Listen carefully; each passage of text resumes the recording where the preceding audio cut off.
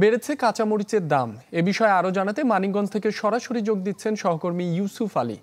ইউসুফ, কাঁচামরিচের দাম নিয়ে ক্রেতা বিক্রেতারা কি বলছেন? নগদের কাছে সব গ্রাহকই প্রিয়, তাই তো সারা দেশে ক্যাশ আউট চার্জ সবচেয়ে কম।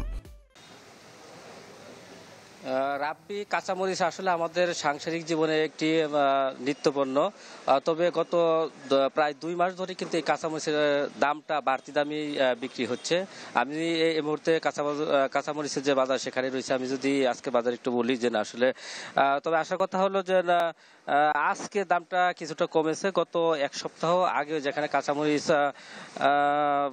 1 সপ্তাহ আগে মানে কাঁচামরিচের দামটা একটু বেড়েছে। এর আগে 200 টাকা কেজি ছিল, তারপরে 280 টাকা।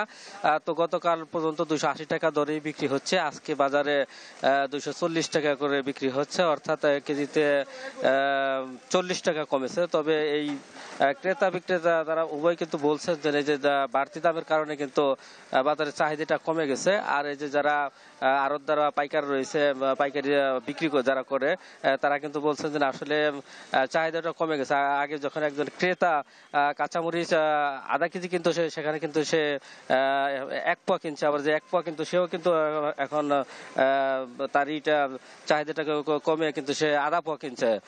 মানে মানে প্রত্যেকটা ক্রেতাই বলছে কিন্তু এই বাড়তি দামের কারণেই এই মূলত এই বাজারে দামটা বেশি, এই কারণে তারা কিন্তু চাহিদা কমে গেছে।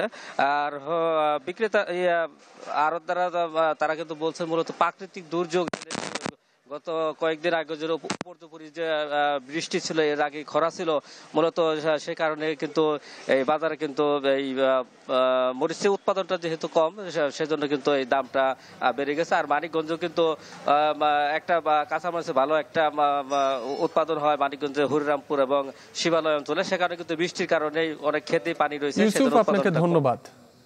দর্শক, মানিকগঞ্জ থেকে যোগ দিয়েছিলেন ইউসুফ আলী।